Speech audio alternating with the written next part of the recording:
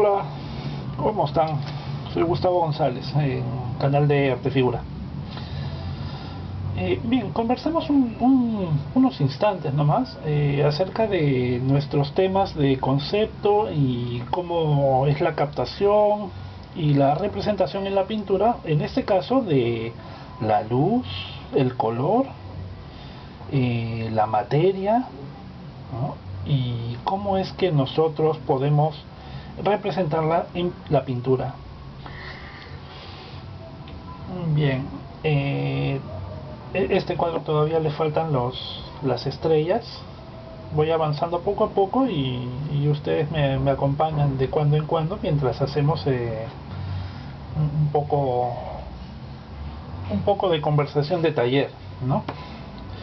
Este tipo de cosas yo las comentaba con los alumnos en el taller presencial, pero y por la emergencia se cerró mi taller, ¿no? Lo extraño mucho y de alguna manera un consuelo es conversar con ustedes semanalmente.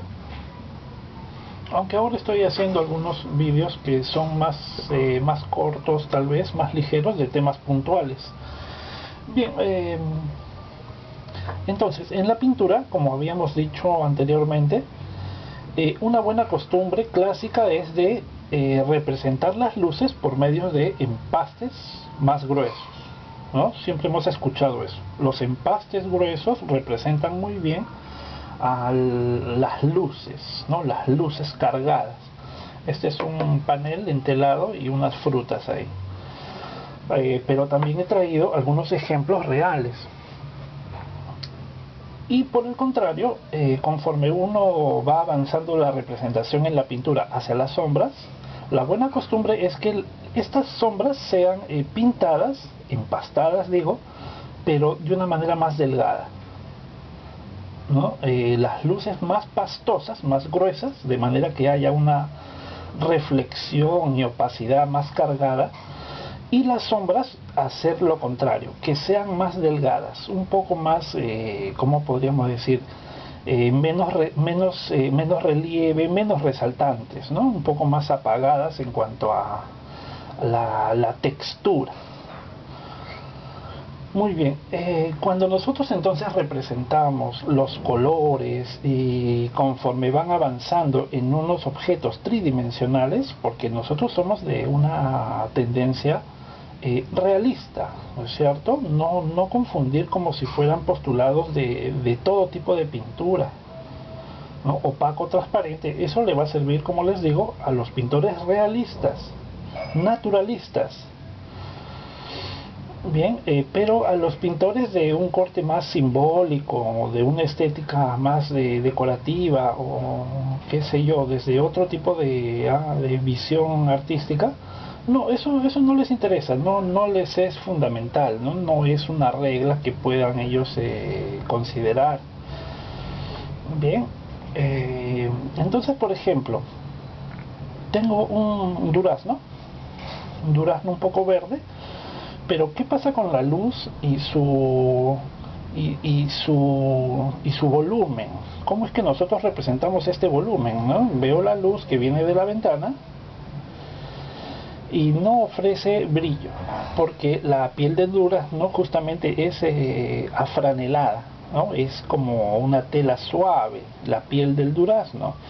Entonces forma una luz, pero repartida en toda su extensión, sencilla de dibujar, podríamos decir, de alguna manera sencilla de dibujar, no ofrece complejidad, ¿no? A comparación de, por ejemplo, la piel de un limón, que es más reflectante, es más lisa, y ocurre que sí forma brillos y tiene reflejos, incluso texturas, ¿no? La piel de un limón. Entonces, en cuanto a su dibujo, es decir, la captación de los valores tonales y las texturas, su tridimensionalidad por medio del tono y el color va a ser más compleja, forma brillos, si se dan cuenta. Ahí ya puedo determinar incluso cómo es la forma de la ventana, Eso también influye bastante, ¿no? A veces queremos entender el volumen de una manera teórica, y forzamos los entendimientos del color de cada parte, pero desde una concepción teórica. Yo creo que es muy difícil, son muchas variables. ¿Ya? Si mi ventana fuera triangular o redonda, la forma del brillo pues va a cambiar, va a ser diferente la forma del brillo. Bien, entonces cuando nosotros tenemos acá, por ejemplo, en una botella verde, pero llegamos a ver reflejos por varios lados, y también podemos ver la transparencia. El rayo luminoso pega, forma cierta reflexión, pero ese rayo luminoso atraviesa y se ve otro brillo por detrás, en la pared de atrás. Y por el cambio de planos acá en estas ciertas curvaturas, aquí en el cuello por ejemplo, ¿no? Entonces la luz se deforma, el espacio que atraviesa la luz hace que ésta se deforme, ¿no? Entonces vemos una luz acá en el cuello, una luz alargada, en donde puedo ver allí el color de la ventana, puedo ver el color del cielo. Ese rayo luminoso atraviesa y se forma otro brillo secundario por detrás, ¿no? Pueden verlo ustedes como si forma un brillo y detrás el reflejo, igual que en un ojo.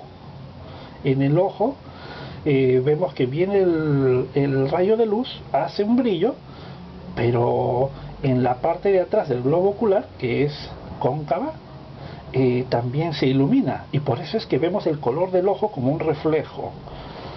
¿Ya? Entonces a los pintores desde siempre les ha interesado cómo le afecta la luz a los cuerpos y a las materias. Cuando digo materia me refiero a vidrio, o también a eso se le llama calidades, ¿no? Calidad de vidrio, calidad de fruta, de durazno, ¿no? Por ejemplo, una calidad de limón. Entonces es diversa la forma en que le afecta la luz al cuerpo tridimensional. Esta es una piedra con toda su textura típica de una piedra como de río, redondeada, ¿no es cierto? Y tiene pues porosidades, bastantes porosidades. ¿Qué ocurre con la luz? Se dispersa, no forma brillo. Tal vez si estuviera barnizada o mojada, pero así en un estado natural y seco, esta piedra no tiene brillo. Lo que tiene es como un brillo repartido. Solamente vemos el área de luz, área de medio tono y la sombra, ¿no? Si yo acerco mi mano vemos el reflejo, que también es algo a estudiar, los reflejos, ¿no? Hay reflejos desde todo el ambiente forma reflejos. Por eso es que el color también se afecta en torno al color del ambiente. El color del ambiente quiere decir el entorno. El cuarto, acá, el taller tiene las paredes en crema y el techo blanco. Eso le va a afectar a todos los relieves, porque va a venir esa luz de rebote a todas las figuras. Bien, este elemento, la cebolla en su capa superior,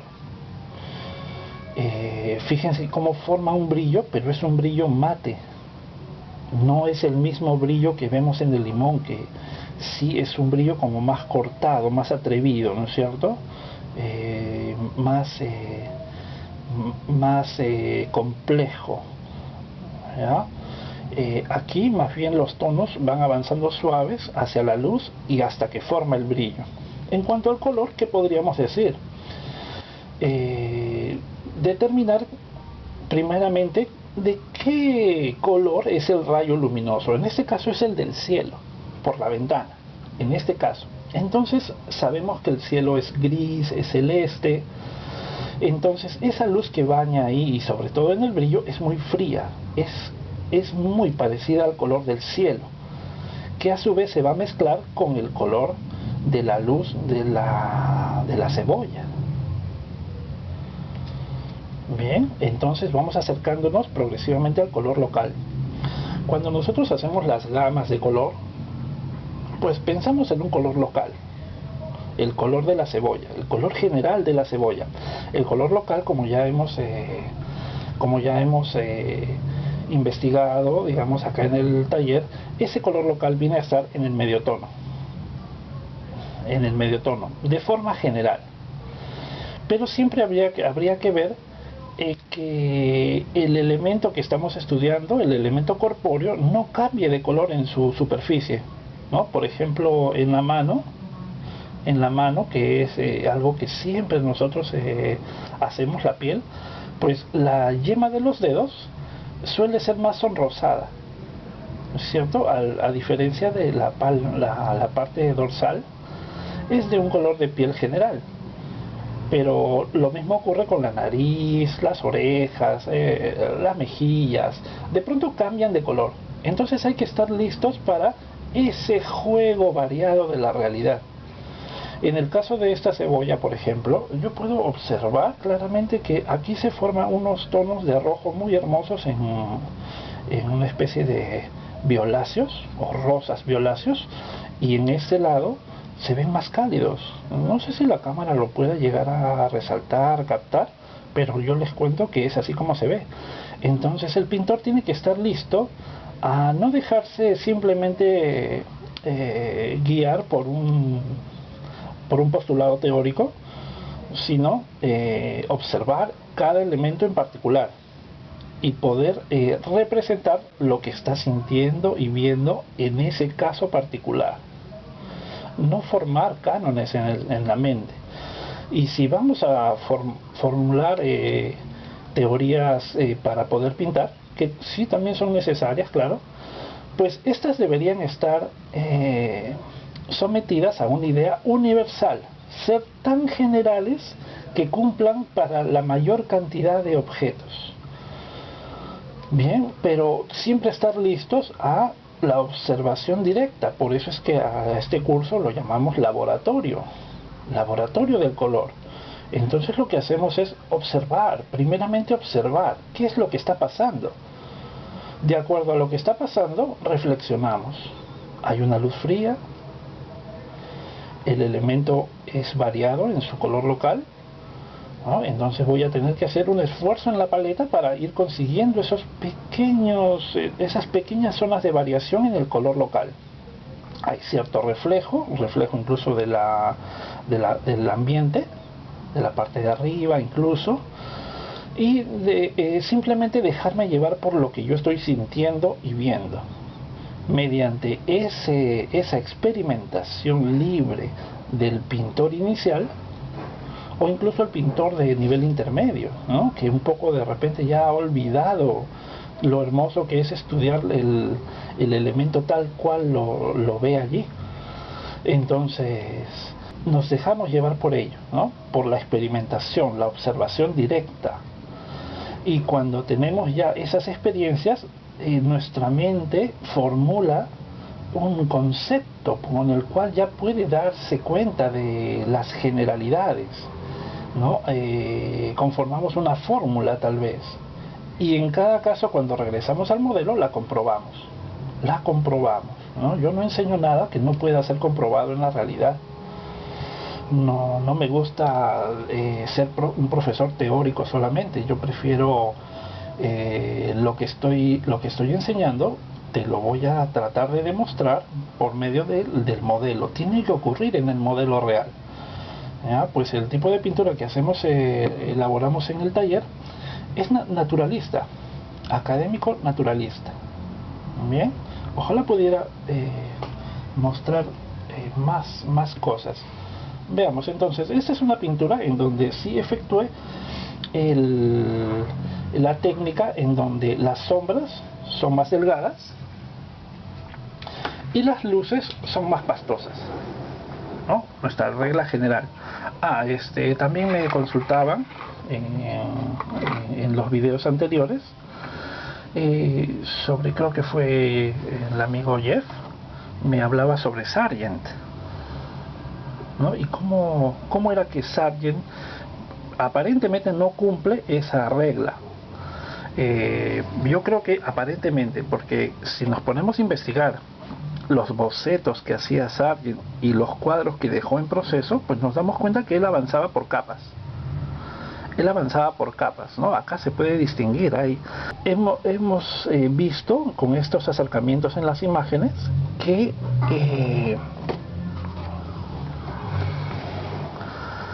hay zonas en donde la tela se siente, es más delgada y el empaste es más ligero. Acá en las sombras hay una carga de color, ¿no es cierto? Pero estas cargas de color de las sombras aquí son delgaditas, bastante delgadas. Y conforme va avanzando hacia las luces, va siendo más cargadas. Pero ¿cómo se consigue eso? En la sesión se va cargando las pastas, pero se nota que Sargent en estas zonas ha hecho un doble empaste. Ha hecho un doble empaste, es decir, semiseco o seco ya, ha vuelto a colocar las pinceladas, pero esas pinceladas son frescas, es decir, digamos de una expresión bastante directa, porque en las capas de abajo ya estudió cómo es la forma tridimensional. Eso le da seguridad a la pincelada más suelta. Entonces se suele creer de que él pintó en una sola sesión todo, porque vemos que su pincelada es breve y directa, ¿no? Pero esa es una consecuencia de las capas de abajo. Bien, es como tener una segunda oportunidad. Vamos haciendo el estudio en una capa de abajo. Él utilizaba también algunas grisallas, y en las capas superiores ya es el acabado suelto que a él le gustaba, porque él sigue digamos, la técnica de Velázquez, y Velázquez hacía lo mismo. Miren, tengo acá algunas láminas más que les voy a enseñar. La técnica antigua, vamos desde atrás. La técnica antigua era así. Esta es una grisalla de Van Dyck, ¿no? Colores grises, sienas y grises. Y no lo terminó, no le dio las veladuras, los restregados, no lo terminó. Entonces nos deja ver exactamente cómo era un nivel intermedio de los cuadros. Entonces hay una búsqueda de el claroscuro, luces y sombras, corporeidad con la pasta y la luminosidad. Entonces es forma y volumen. El color viene después. Claro, de ellos aprendió Rubens, ¿no? Esta es otra lámina mía donde es una parte del cuadro, ¿no? Del cuadro que hablaremos posteriormente en mezclas ópticas. Aquí Rubens hace un cuadro magistral, pero iba haciendo a manera de boceto. Entonces este me parece que es el boceto. No estoy seguro, porque el acabado es tan magistral que me parece un cuadro terminado. Pero él hacía paneles o óleos en cartulina o papel que preparaba para hacer sus bocetos, de los cuales se guiaban sus alumnos, sus discípulos, para poder ampliar el dibujo en grande o ir avanzando algunas zonas. Bien, pues aquí vemos un poco esa técnica de nivel intermedio. Tenía una base bastante sólida como estructura en sienas y pastas en grises. Y luego, cuando ya estaba seco esa disposición, iba completando con veladuras y retoques de empaste. Es decir, manejaba la técnica de una manera sofisticada. Pero si nos damos cuenta, siempre las cargas de la pasta son más elevadas que las sombras. Esto no quiere decir que las sombras sean absolutamente todas líquidas y transparentes, ¿no? Eso podría ocurrir de repente con las sombras más profundas. Pero conforme uno va avanzando hacia las luces, la carga va aumentando, la opacidad va aumentando. Bien. A ver, por ejemplo, contemporáneo a él era Velázquez. No tengo aquí un acercamiento de Velázquez, pero por ejemplo en este cuadro de la fragua de Vulcano, vemos como Velázquez ya interpreta distinto. Su paleta ha cambiado, ya no es tan moderada y tan lúgubre a la manera de Caravaggio.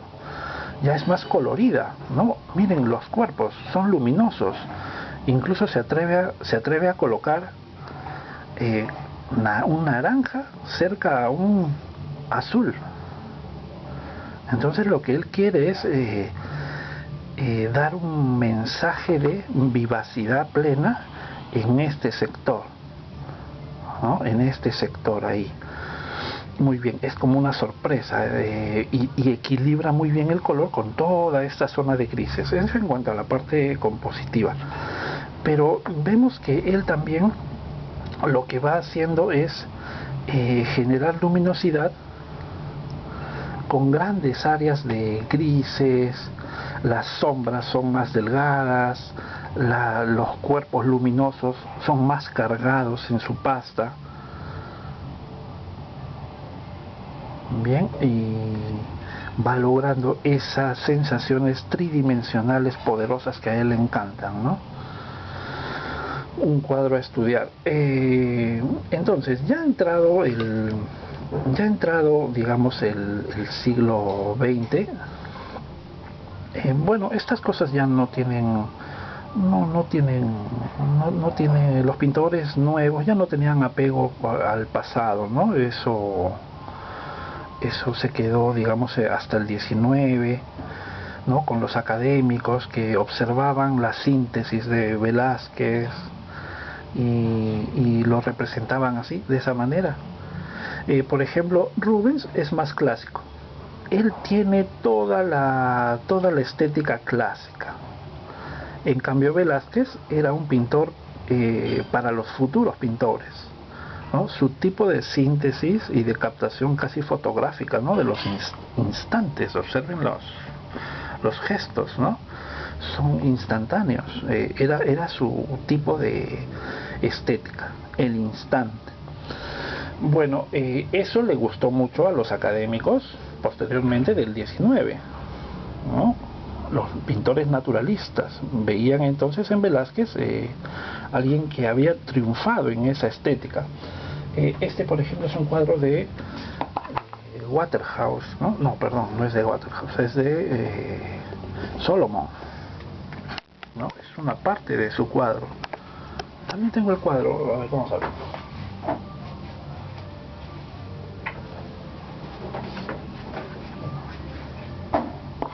Este es el cuadro, ¿no? De San Jorge. San Jorge ahí rescatando a una dama del dragón que está ahí abajo, ¿no? No sé si se puede llegar a ver bien. Bien, el tipo de acabado que tiene Solomon es fresco. Es fresco. Trabaja académicamente, con muchos bocetos para llegar a hacer su cuadro. Bien, y la captación de la luz es fresca. Ahora sí vamos al detalle, ¿no? Solomon tiene una pincelada más fresca, colorida, luminosa.